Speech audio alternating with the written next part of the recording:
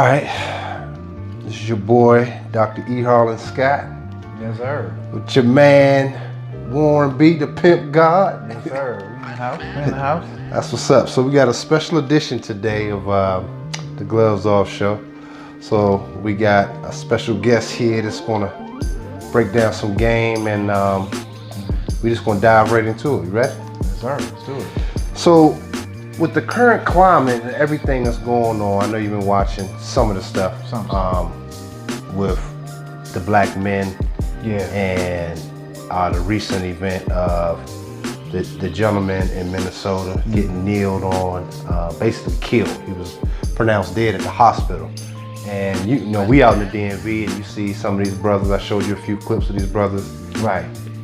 Just not being a little bit more aggressive toward police. So, you know, with all this going on, what do you think is actually happening right now, this present time? I'm like, you know, with this whole police brutality situation, it's like it's turning up. What do you think is going on right now? I always remember that time just before the bees actually hibernate, where they get really volatile and they really start doing erratic things, like their flight becomes erratic. They start flying into walls, and they're probably really, because they're so volatile, they're probably really apt to stinging you. You know what I'm saying? And I just felt like because their time is over in terms of white people and their rule, and we know that the constellations say it, you know. I believe that they're just really volatile right now. And right now they're just trying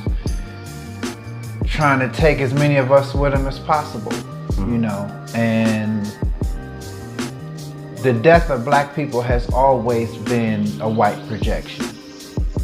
You know, their fear projected onto us, which was a way for them to try to convince themselves that they're not afraid.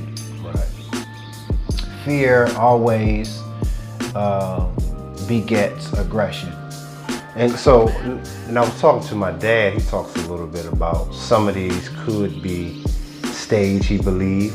You know, I mean, could be, but I tell him I don't know about too many of them. But if that's the case, if they are trying to agitate us, what do you think the goal is in doing that? If some of these cases is some BS just to get us agitated. Well, it's just like anything. They start out with a narrative, and then they push that narrative because it's supposed to create a reaction.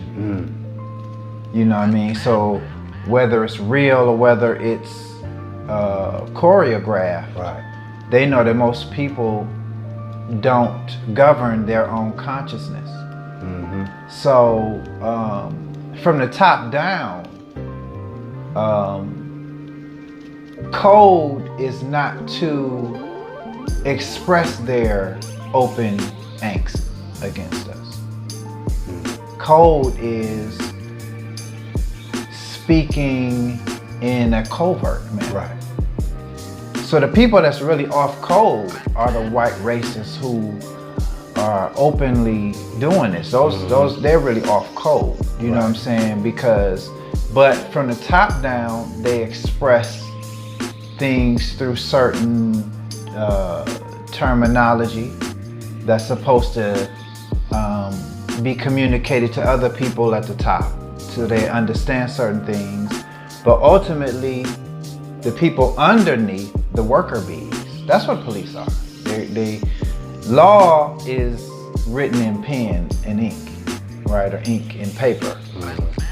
Law enforcement is implemented through the physical, Right. but it's still force. So law is still force because it's enforced.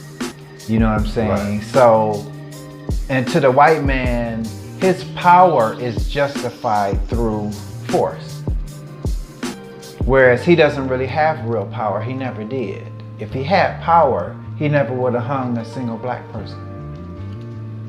He never would have made a single black mother sleep with her son to make offspring because he didn't give a shit. He still don't give a shit. So power is, I have the ability to do this, but I don't, because I have self-control. He doesn't have that because he's governed by fear. So, and what I find is interesting is brothers starting to come to that sort of what I call a fuck that moment. Yeah, you see it. A lot of brothers are swinging on them. You know what I'm saying? A lot of brothers. But I think that what we need to remember, and this is just my view, is that the real war is not something that's going to be flesh and blood. It's a spiritual war, really. So you think some of it will play out physical though? Some will play out physically, but at the same time, we got to remember too that, like the Bible says, my people suffer for a lack of knowledge. Some of us, we're going to lose due to that lack of knowledge, that lack of understanding. Too many people are becoming dependent upon government, even more so now, you know, now that there are no jobs. So it's like, well, I want to extend my unemployment and, oh, I'm making more than I was making when I was working. And they think they're making moves like the gentleman. And they can sit back, you know what I'm saying, chiefing and shit. Yeah. But the problem is, this is the time when you should be going into your kingdom and coming up with ideas, you know what I mean, to solve problems. So the new wave of wealth always comes out of economic downturns.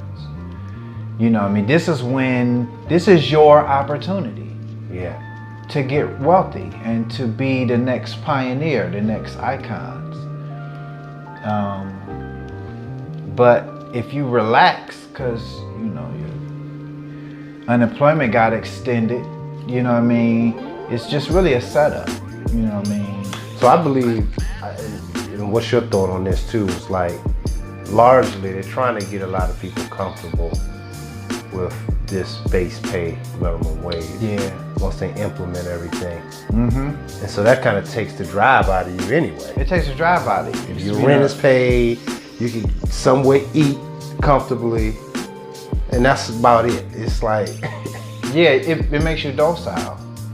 The nature of a man is the opposite of the nature of a woman. She's really counting on your ingenuity. You go out here and build something, nigga. But you chiefing and you lax, waiting for your next stimulus, Joe. Fuck a stimulus. The real pioneers ain't waiting for no stimulus. I never filed for that shit. I have residual income. I'm not give a fuck about that. I'm not talking about me over someone else. I see myself in every black man. Do something, you know what I mean? It's always something that can be done. You can start cutting grass. Okay, that's physical, but that could be parlayed. And before you know it, by summer's end, you got a crew of 4 dudes. You know what I mean? And you are not cutting grass. Started out with just you and a lawnmower and some edges, but now you got a crew. A little truck, pickup truck, and now they're making money while you are, maybe your thing is promotion. So now you're able to utilize social media and things to get more contracts. And before you know it, you got 2 crews covering a certain region.